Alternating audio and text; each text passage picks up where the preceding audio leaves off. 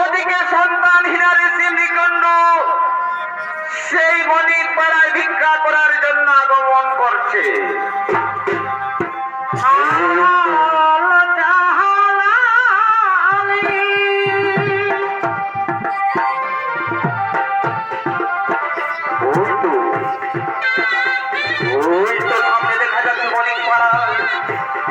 যাই যাই, আমি সেখানে গিয়ে কিছু ভিক্ষা চেয়ে নিই।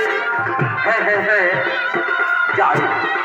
আজ আমি 2-3 দিন ধরে কিচ্ছু খাইনি, খোদাই আমার কাঞ্জাই যাই করছে।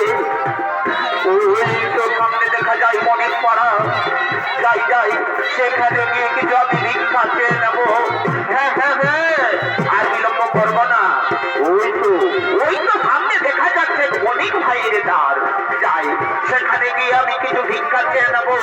ওরে বণিক ভাই, ওরে বণিক ভাই, ওরে বণিক ভাই, দাও বণিক ভাই দাও, দয়া করে আমাকে কিছু ভিক্ষা দাও। আজ আমি 2-3 দিন ধরে কিচ্ছু খাইনি বণিক ভাই, খোদাই আমার প্রাণ যাই যাই করছে। দয়া করে আমাকে কিছু ভিক্ষা দিয়ে দাও। এই বললে সন্তান হিরানু ঋষি নিকুণ্ড, তোমরা যাবো ভিক্ষা। ওর মতো সন্তানহীন আটপুরার মুখ দেখতে নেই, আর তুই এসেছিস এই সুপ্রভাতে আমার দ্বারে ভিক্ষা চাইতে। ওরে